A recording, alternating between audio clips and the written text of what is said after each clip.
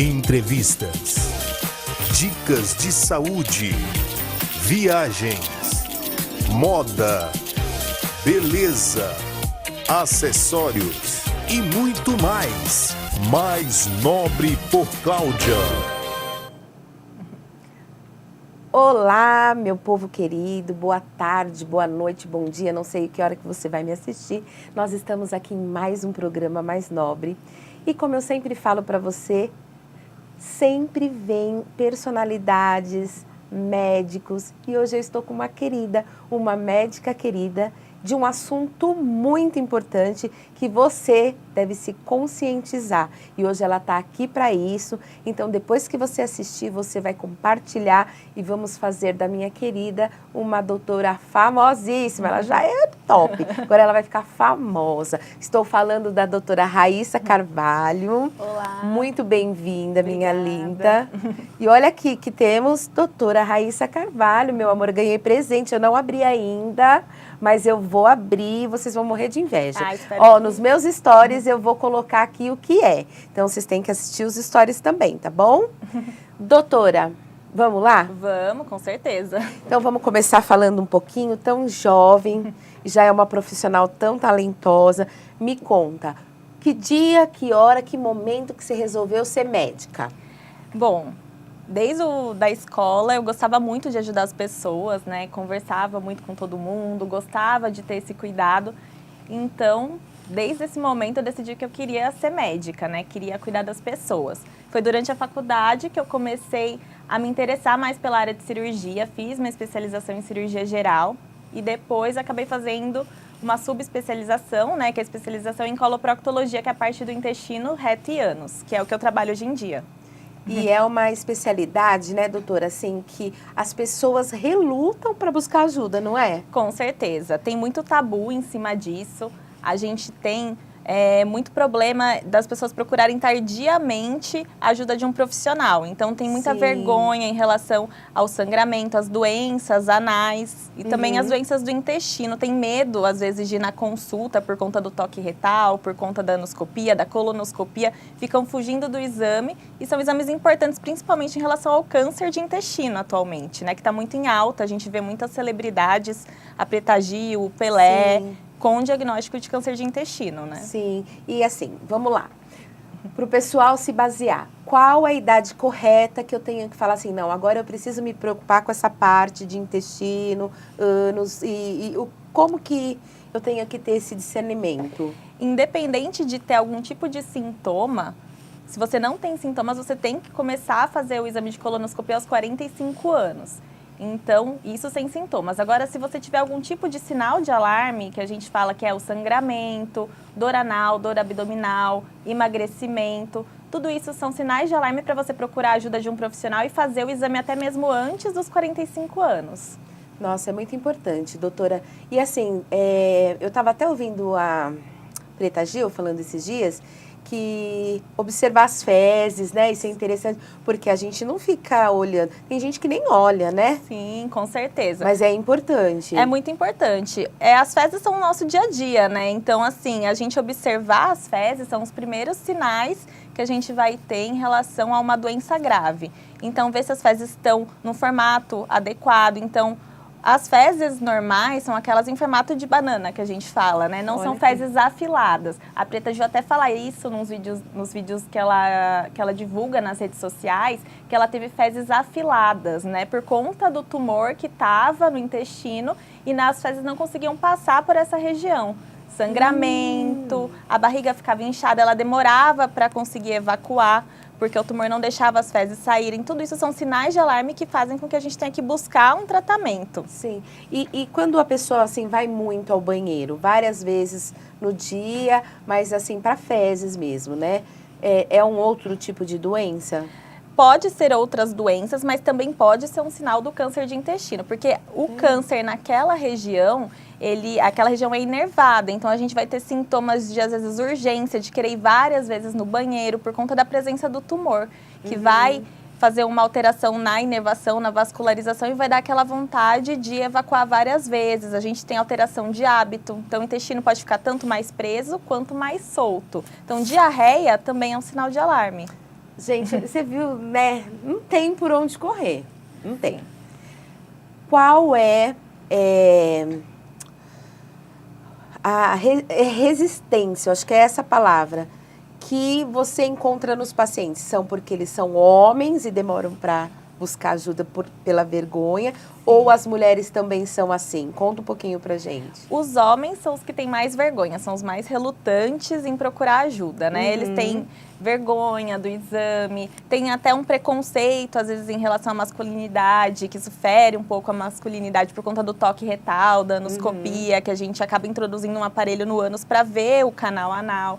Então, os homens têm muito preconceito, mas as mulheres também têm vergonha. Muitas preferem até profissional do sexo feminino por conta disso. Mas eu acho que a mulher, ela já está um pouco mais acostumada em relação ao ginecologista. Nossa. Gente, a gente sofre, né? Sofre. Pelo amor de Deus. Sofre. E eu tava vendo seu Instagram e tem um vídeo lá, gente, segue a doutora Raíssa. Meu Deus, tem cada vídeo. Assim, ela virou a minha novela noturna, né? Eu deito, agora eu fico vendo os vídeos dela. Lá, assim, lá, tá até aqui o seu Instagram, ó. Doutora Raíssa Carvalho Procto. Ela fala das doenças, gente. E eu tava vendo que a senhora gravou falando sobre o HPV. Ah lá, ó, tá vendo? HPV tem cura? E assim, HPV, olha como eu trabalho em hospital, né? E a gente é meio leiga nisso. Existe o HPV retal também? Como que é? Sim, a gente tem o HPV, né, anal, e a gente tem o HPV também da parte ginecológica feminina, né, Sim. do colo uterino. Então, qualquer contato íntimo, você pode ter a infecção pelo HPV. Não precisa ter nenhum tipo de ato sexual em si. O contato íntimo já faz você ter tanto a infecção da parte do colo uterino quanto a anal. E aí isso vai se manifestar na forma de verrugas, mas às vezes nem sempre a gente vai ter uma lesão visível. Por isso que é importante fazer os exames de rastreio e controle. Tá. Quais são esses exames de rastreio e controle? Porque assim, é pelo sangue? É por exames específicos? Como que é? São exames específicos, né? Assim, o próprio paciente às vezes acaba vendo que surge alguma verruga, ou o médico no exame físico acaba durante a consulta vendo que tem uma lesão. Mas os pacientes de risco, ou que já tiveram algum histórico de HPV, ou pacientes que têm algum grau de imunodepressão, alguma doença autoimune, eles têm indicação de fazer esse tipo de exame que a gente chama que é o preventivo anal, que é como se fosse um Papa Nicolau, né, com a escovinha do Papa Nicolau mesmo, mas na parte do ânus. É feito em consultório, não é indolor, é incômodo, mas não é indolor.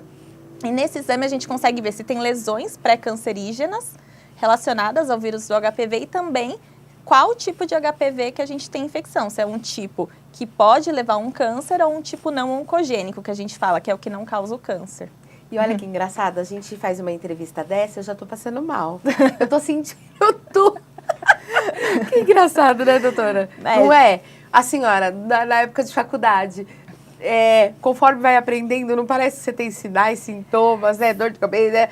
Conforme o professor vai falando, você vai sentir, é a mesma coisa. Com certeza. Eu acho que tudo que a gente vai aprendendo e lendo, a gente acaba começando a sentir aquilo, né? A gente acha que tem tudo e eu sempre falo isso para os pacientes, né? Que hoje em dia a gente tem muito Dr. Google. Então, Sim. As pessoas começam a ter alguma coisa, às vezes elas ficam relutantes em procurar a ajuda de um profissional. Sim. E elas começam a ver no Google. Aí, quando elas acabam de ver as coisas no Google, elas acham que a vida delas acabou, né? Olha, eu tava subindo uma rua do centro, a pé, e eu comecei a sentir uma dor no coração, mas era tipo umas fisgadas, assim, coisa que eu nunca tinha sentido. Aí eu pus assim, ó, fisgada no coração no Google. Aí apareceu assim, procure um hospital, você está tendo um ataque cardíaco. Gente, sério, eu comecei a ter um ataque cardíaco. Eu comecei a passar mal, eu entrei numa loja e falei, moça, eu acho que eu tô tendo um ataque cardíaco que o Google falou. Então, assim, é muito preocupante isso, né? Com certeza. A gente acaba tendo o que a internet fala, né? O que a gente vê na internet e às vezes reluta em buscar ajuda porque acha que a internet já tá dando diagnóstico, o que a gente tem que fazer. Mas nem sempre é isso, né? Um sangramento nas fezes, por exemplo, a gente falou muito aqui do câncer de intestino, mas pode ser uma hemorroida, pode ser uma doença mais simples. Não precisa necessariamente ser um câncer. Sim. Mas você tem que sempre descartar uma coisa mais grave, né? Com certeza. E por que você escolheu a Procto, doutora? Porque é uma área difícil, né? É uma área que pouca gente quer se especializar. Sim. Né? Na verdade, assim, eu tive uma história com a proctologia. Minha mãe teve câncer de intestino, né? Antes de eu entrar na medicina. E aí, durante a minha faculdade, eu tive também um contato com muitos profissionais bons, proctologistas, que me deram bons exemplos. E eu fui gostando muito dessa área do aparelho digestivo, do intestino. E aí, eu acabei optando por fazer mesmo a proctologia. E eu vou falar uma curiosidade aqui da cidade, eu não sei se as pessoas sabem, mas eu estou aqui compartilhando. O nosso prefeito, Dr. José Auríquio, e ele é proctologista. Um legal. Excelente proctologista que me salvou na época com 19 anos. Nossa. Hoje eu tenho 48 e na época ele foi muito importante na vida dos meus pais porque ele me operou, ele descobriu que eu tinha e tudo mais. Então você vê que especialidade, olha, e você pode contar no dedo, porque é difícil achar procto e bons proctos, né? Com certeza, é difícil. E a senhora é uma boa procto. Obrigada. Lindamente, gente. Olha, o legal de trabalhar em hospital é que você participa da formação de muitos deles, né? E eu participei da formação da Raíssa, ela é incrível, muito dedicada no que ela faz. Mas eu não tô aqui falando de mim. Vamos lá. E fala um pouquinho do seu consultório, onde você atende. Atualmente eu estou atendendo na CW Doc, que é lá no Itaim, que é meu consultório particular. Mas eu atendo em alguns outros hospitais também, né? Atendo na Beneficência Portuguesa, estou atendendo também aqui em São Caetano. Olha que bacana. Lá na Rede Dor, né? Dentro da Rede Dor, atendo no hospital também do Cruz Azul Saúde. E estou fazendo atualmente também um mestrado na USP. Gente, vocês vão demorar muito para procurar, né, a doutora? Doutora, e conta assim uma patologia, alguma coisa que a senhora acha que é importante deixar aqui o recado para o pessoal.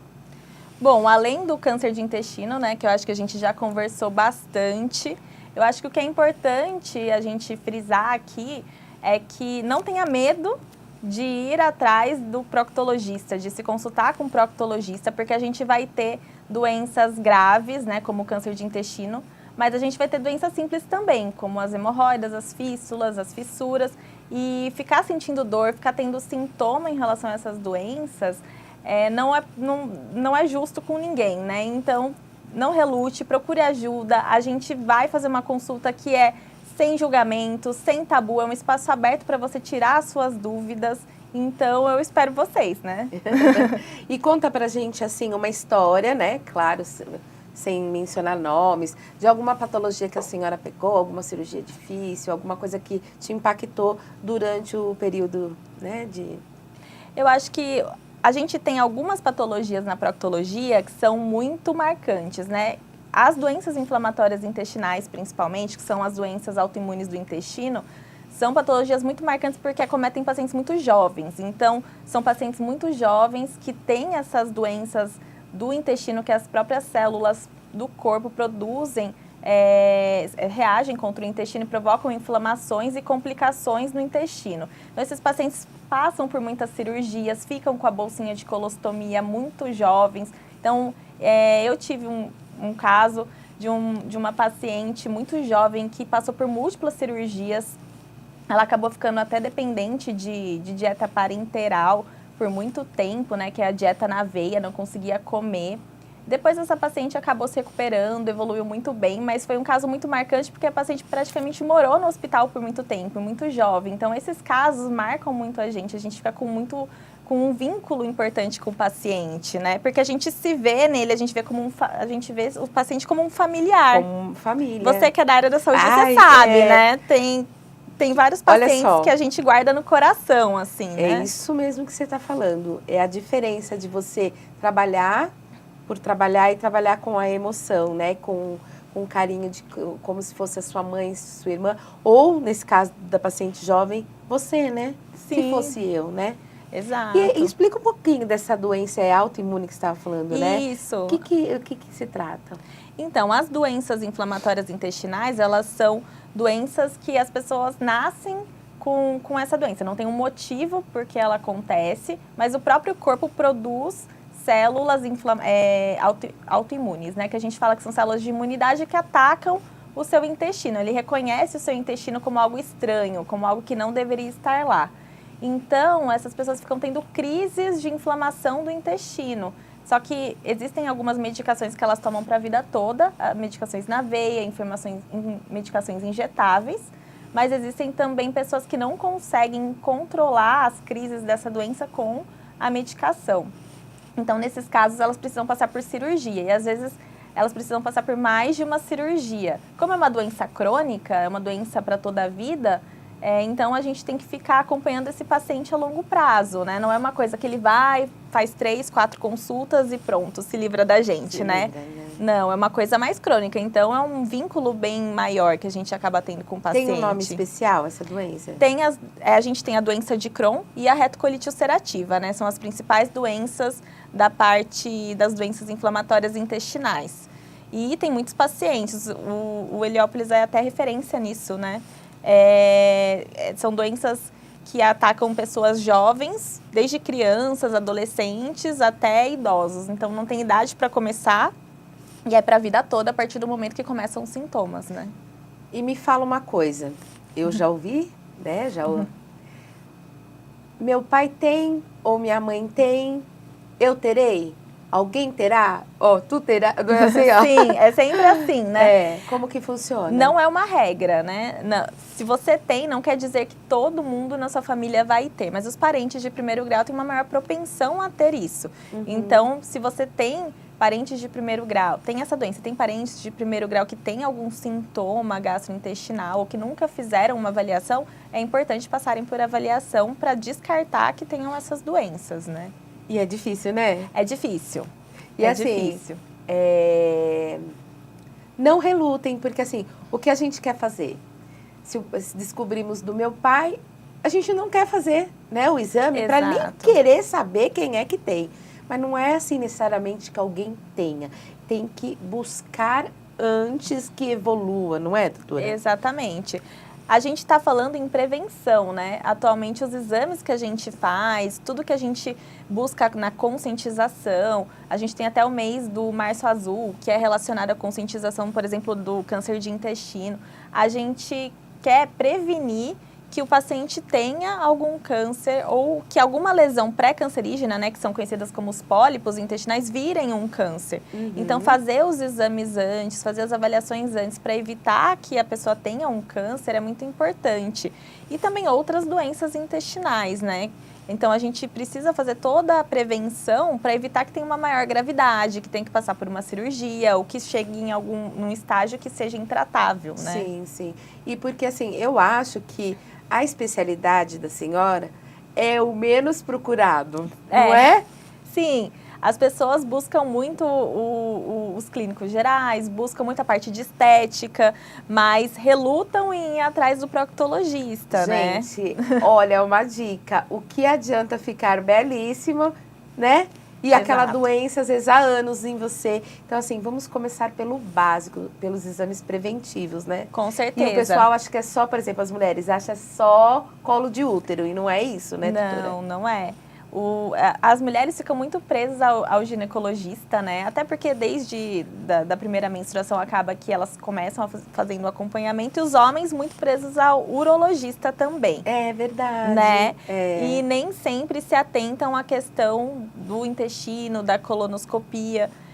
E a colonoscopia, atualmente, ela é muito importante porque, além dela pegar essas lesões que são pré-cancerígenas, né? Que são os pólipos que podem virar o câncer, ela detecta outras doenças, né? E o câncer de intestino, ele é um dos, tirando o câncer de próstata, o câncer de mama, ele é um dos cânceres que mais é incidente na população. E atualmente a incidência tem diminuído em relação à faixa etária. A gente tem um aumento da incidência, mas uma faixa etária menor. Então, cada vez mais jovens têm tido câncer de intestino. Então, a gente precisa se atentar que câncer de intestino não é uma coisa só de idosos, pelo contrário, a gente tem tido um aumento de câncer do intestino nos jovens, né? E além disso, a gente precisa se atentar que a colonoscopia, ele é um exame preventivo. Então, ele é para ser feito antes de ter sintoma, antes de ter um câncer, para tentar detectar lesões que são pré-cancerígenas, que podem virar um câncer, que a gente vai lá e já tira no mesmo momento que faz a colonoscopia. E aí já está tratado, só realizar o acompanhamento. Às vezes, pela colono já dá para fazer? Pela colonoscopia, a gente já consegue fazer os procedimentos de retirada das lesões. Hoje em Olha. dia, a gente consegue tirar pólipos, né, com a polipectomia, que a gente consegue tirar com pinça, com alças de energia, e a gente consegue até fazer a mucosectomia, que são para lesões até maiores, que a gente consegue tirar mais profundamente, sem que o paciente tenha que ser submetido a um procedimento cirúrgico, né, com corte, de levar para o centro. Anestesia. Exatamente. Consegue fazer naquele momento já a retirada e só faz o acompanhamento, o que é muito bom, né, porque as lesões iniciais a gente consegue fazer só esse acompanhamento. Entendi. E, gente, não fiquem presos assim. Ai, a dor ali é uma hemorroida. Você não sabe. Para de loucura. Você não sabe. Então, é bom que procure a doutora Raíssa. Eu pensei que tinha endereço aqui, eu ia passar. Mas o pessoal vai entrar no seu Instagram. Lá tem o endereço direitinho? Tem o endereço, tem o link para consultas, também para tirar as dúvidas. Se tiver alguma dúvida, pode me mandar. Eu adoro responder as dúvidas de vocês. Gente, sério, assista os videozinhos. É muito importante, porque os vídeos já são esclarecedores, né? Você imagina passar uma consulta? Então. Ai, que delícia. Ó, que delícia, né? Mas eu gosto, assim, de médico que explica, olha lá, quantos vídeos que a doutora tem.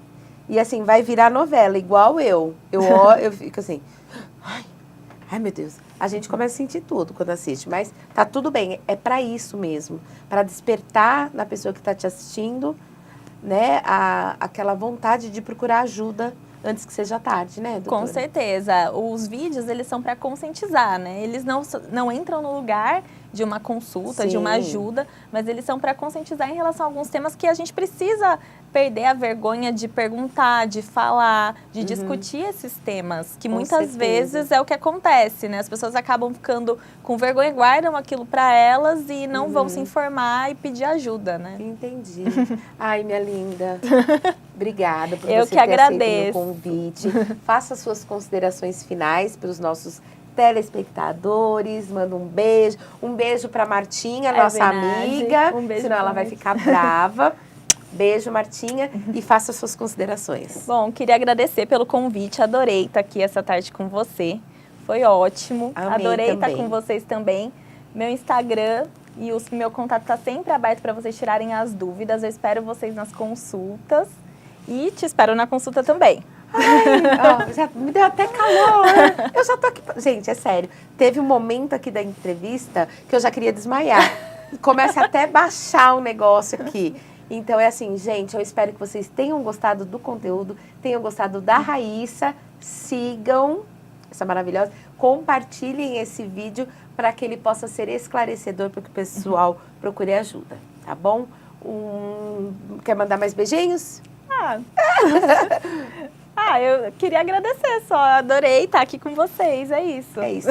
Muito obrigado, pessoal. Então compartilhe e continue nos acompanhando. Um beijo para vocês. Beijo. E até a próxima. Até. Entrevistas, dicas de saúde, viagens, moda, beleza, acessórios e muito mais. Mais Nobre por Cláudia.